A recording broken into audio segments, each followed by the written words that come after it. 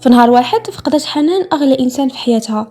الموت ديال راجلها ما كانش غير نهاية القصة، بل بداية معاناة ما كانتش متوقعاها، وغادي تلقى راسها بوحدها قدام اختبارات قاسية. ولكن واش غادي تقدر تواجه الحياة بلا سند؟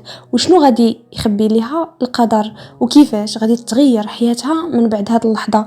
هذه هي الحكاية المؤثرة، الفيلم لا وردة لا حنان.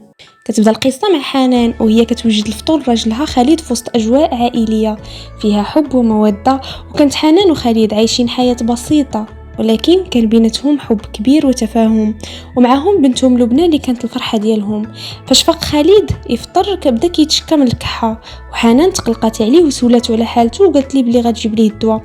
خالد كان خدام سائق طاكسي وكان كيكافح باش يوفر لقمة العيش لعائلته، ورغم بساطة حياتهم كانوا متعلقين ببعضياتهم، خصوصا انهم بجوج ما عندهم حتى شي عائلة، حيت بجوجهم ترباو في الخيرية.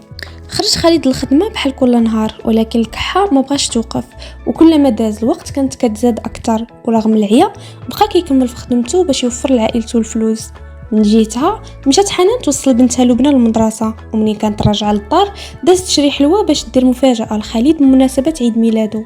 وعيطات على صاحبتها ليلى خطيبة حمودة صاحب خالد اللي بحال خوه، حيت كانت هو معاهم في الخيرية، وعرضت عليهم باش يحتفلوا معاها. بدات حنان كتوجد الحفلة وهي فرحانة، وفي نفس الوقت خالد عيط على حمودة باش يكمل عليه الخدمة. ومن بعد مشى جاب بنته من المدرسة، ومنين وصلوا للدار مشى خالد للحمام.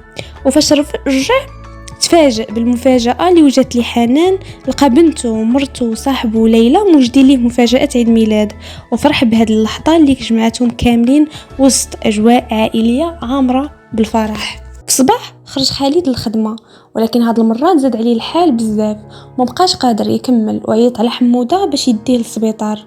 وفي جا داه للسبيطار الخاص، وتما قالوا لهم بلي خاص يخلصوا عاد يقدر يدخل، وحيت ما عندهمش امكانيات والوضعيه كانت مستعجله داو لسبيطار حكومي، وبقاو كيتسناو الطبيب وسط خوف وقلق بين ما حالته كانت كتسوء اكثر فاكثر. وفي نفس الوقت خرجت لبنى من المدرسه وبقات كتسنى بوحدها بلا ما تعرف شنو واقع مع الاب ديالها. ومن بعد ما جا الطبيب ودخل يشوف حالة خالد، ولكن الخبر كان صدمة.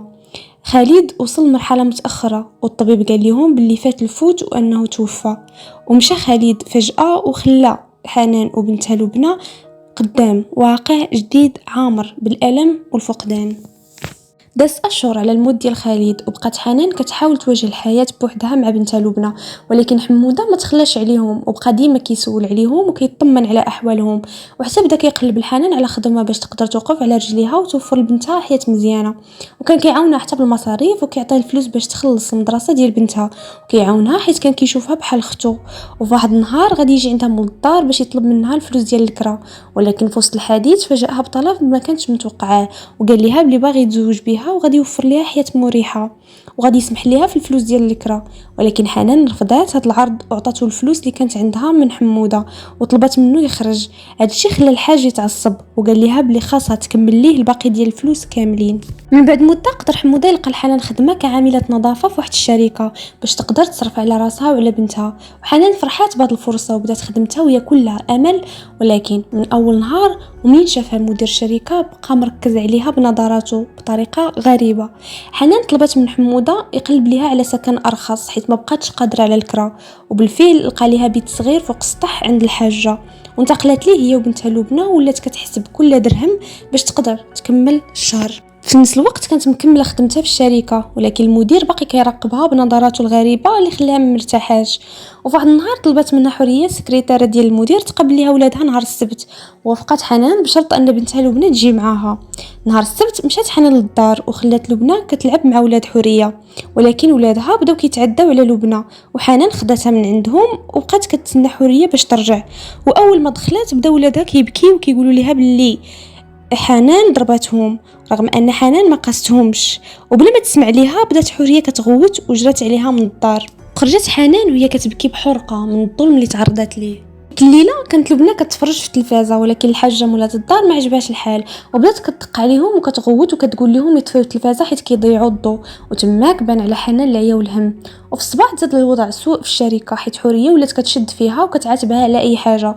وحنان حاولت تعتذر وقالت لها بلي ما قاصتش ولادها، ولكن حوريه قالت لها دير خدمتها ودا ما عجبهاش الحال تقلب على خدمه اخرى. وهذا الكلام كسر خاطر حنان وخلاها تبكي من القهر.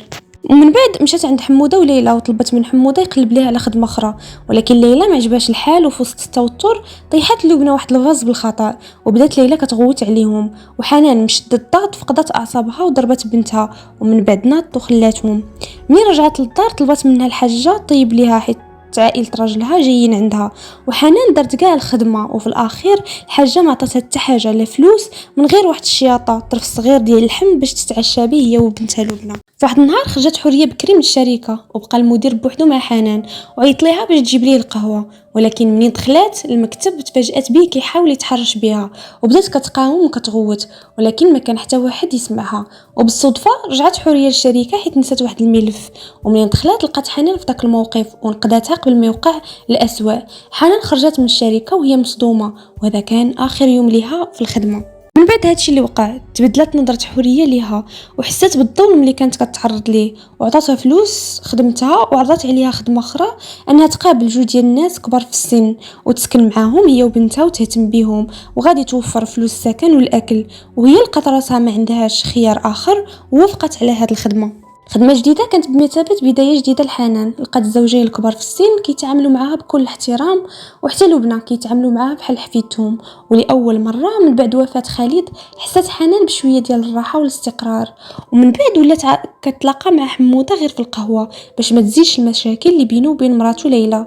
ولكن في واحد النهار غادي تجي ليلى للقهوه وغادي تبدا تغوت عليهم وغادي تتهموا بالخيانه. تماك حنان قالت لها بلي حموده بالنسبه ليها خوها حيت تربوا في الخيريه بجوج، ولكن ليلى ما اقتنعتش وحنان ناضت وخلاتهم. هذا الموقف زاد كبر المشكل اللي بين حموده وليلى، وصل الامر بحموده يخرج ويخلي ليها الدار. لكن الراحه ديال حنان ما طولاتش، وبعد مده توفى الراجل اللي كانت خدامه عنده وجا ولادو باش يقسموا الورث وياخذوا الام ديالهم تعيش معاهم. وبهذا لقات حنان راسها بلا خدمه وبلا سكن. في هذه الفتره تلاقات حنان بسميه صاحبتها من الخيريه وحكات ليها شنو وقع، وسميه عرضت عليها تجي تسكن معاها هي ولبنى وما كان قدام حنان حتى حل اخر ووافقت. في نفس الوقت حاولت ليلى تصلح علاقتها مع حموده واعترفت ليه انها كانت ظلمته طلبت منه السماحه وقدروا انهم يرجعوا لبعضياتهم.